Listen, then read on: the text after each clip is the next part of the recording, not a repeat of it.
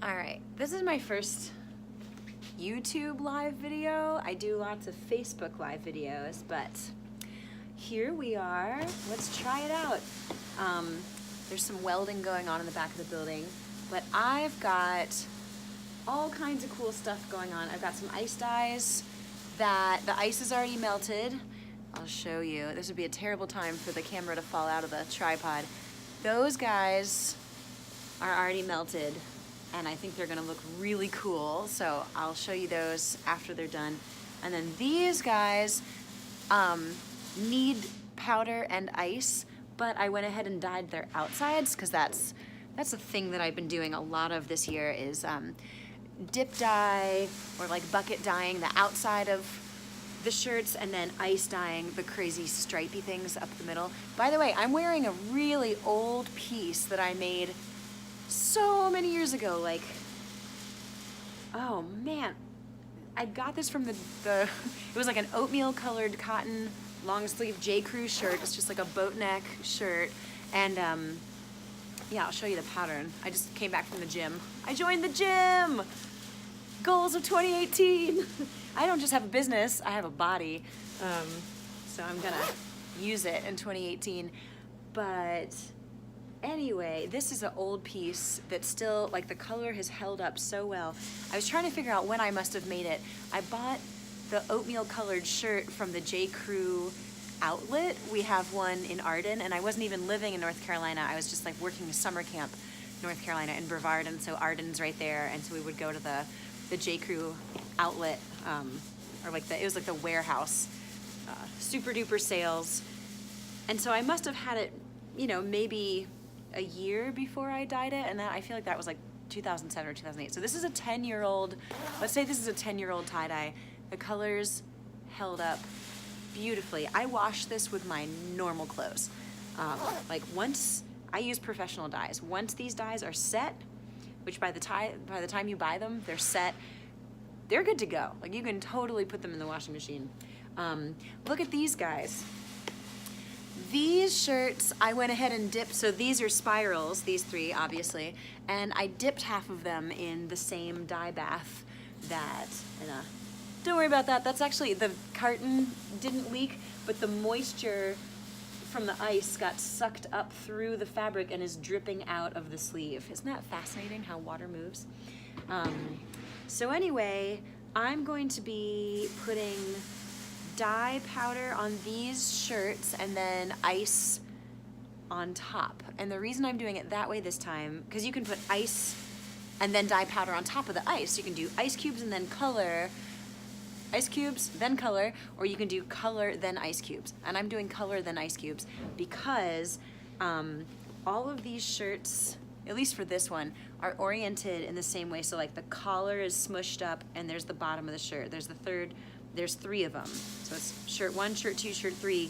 And so over here is the right side of the shirt as the wearer will wear it. And over here is the left side of the shirt. So I was thinking it'd be really cool to do 3 kind of like, it'll be sort of like stripes of 3 different colors of dye powder, but of course it won't come out striped because in ice dye, you don't get solids, you get splits. So I'm gonna choose a couple colors that would look cool next to each other, and then I'm gonna use, I think these shirts are the same, because I see a collar and I see a collar. There's only 2 here. These are mediums, 2Xs, V-neck 2Xs, because I had some requests for those, and these really cool shirts that I got from, there's a local business here in Asheville called Sabai Sabai, and the owner, she's my age, it's like another solopreneur, female-run business.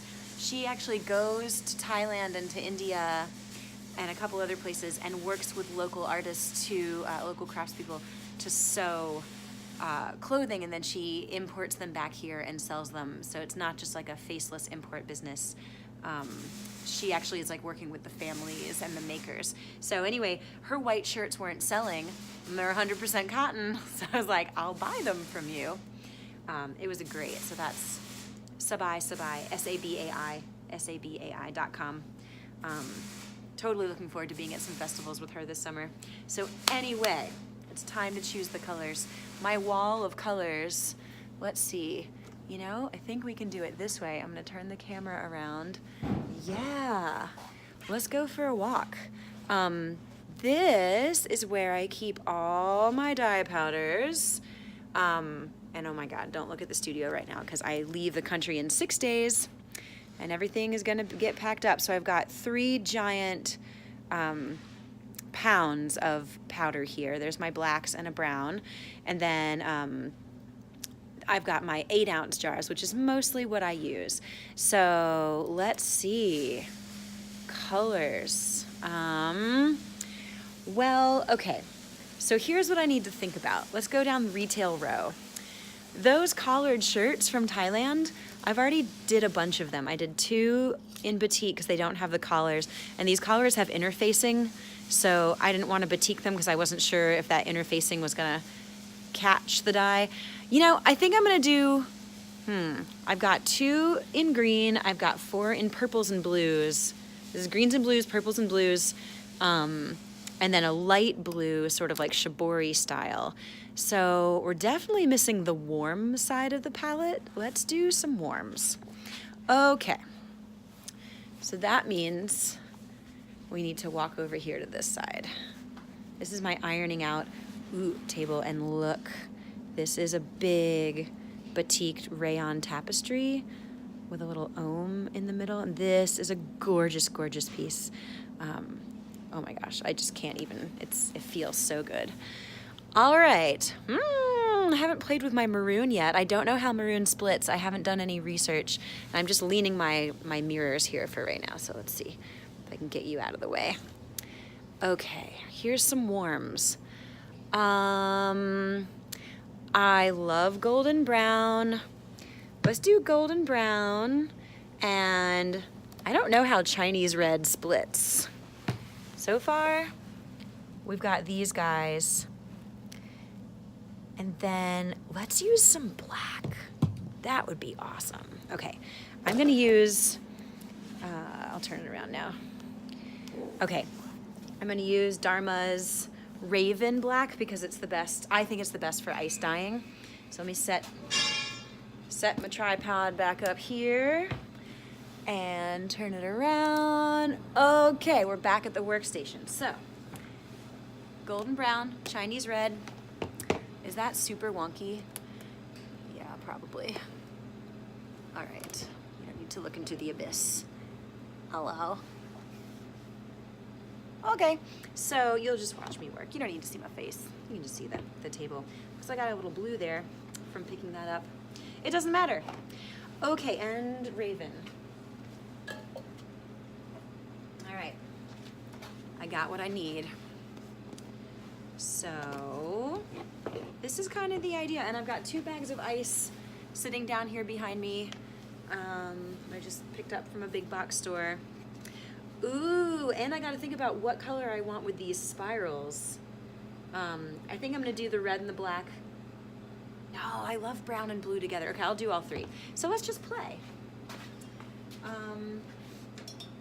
And this is where I have to say a thing. I need to be responsible to you about this powder situation. You should wear a mask, you should wear a mask, you should wear a mask. You should wear a mask. I'm not gonna wear a mask right now, I know, I'm sorry, and in 20 years when I'm making YouTube videos about how I'm in the hospital with lung cancer, you can yell at me. But I kind of just try not to breathe the powder, and I say, you know what, the entire world can kill you, so whatever. I'm about to go to India for 6 weeks, so I don't know what I'll be breathing there. Here we go with Chinese red. Looking forward to seeing how that splits. A little shaky shake. Same, same.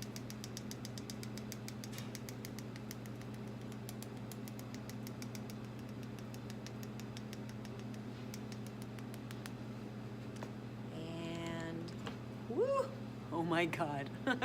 You didn't see it. You didn't see it, it doesn't exist. I made a little spill. That never happens. Of course it happens when I'm using the video. All right. Go a little lighter on those. And then for spirals, I like to just think of the dividing it up rule. Make sure you've got a couple colors going into these spirals. Those are double spirals. Can you see? Yeah, kind of. Not really. I'll show you.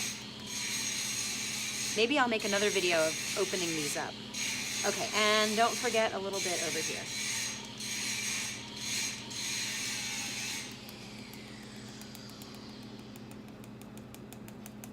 We're being creative and we're not worrying too much about results because it always looks cool. And right now I'm just trying to create stock. When I get back to the country from India in mid-March, I'll have like 2 weeks before my first show. So I gotta cram in.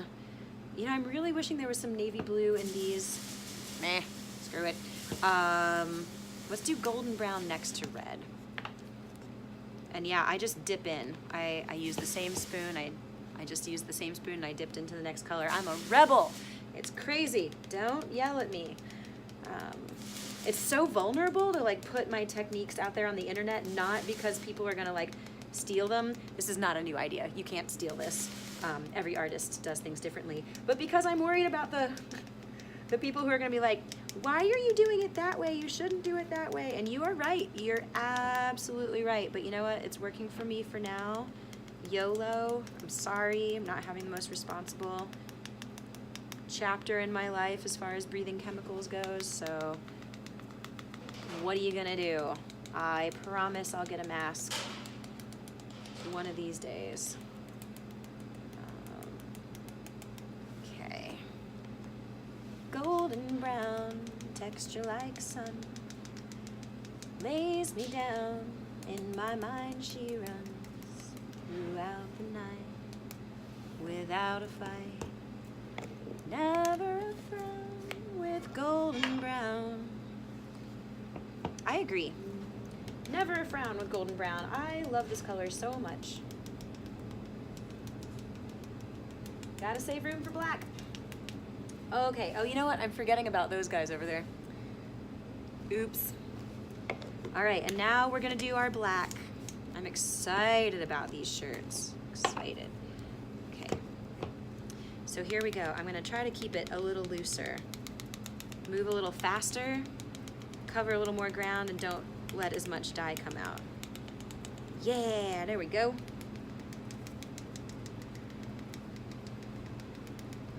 Not as clumpy. There's so many different ways to do this, by the way. You can use shakers, like empty sort of salt or spice shakers. You can use, there's so many ways you can distribute dye or powder onto fabric. But this is my little method. No, I forgot to keep it loose over there. That one's gonna be dark in the corner. Cool. Cool, cool, cool. So if you're watching this, hello, I'm Jessica. I'm known as Jess. I did something crazy and I quit my full-time teaching job and I opened a business.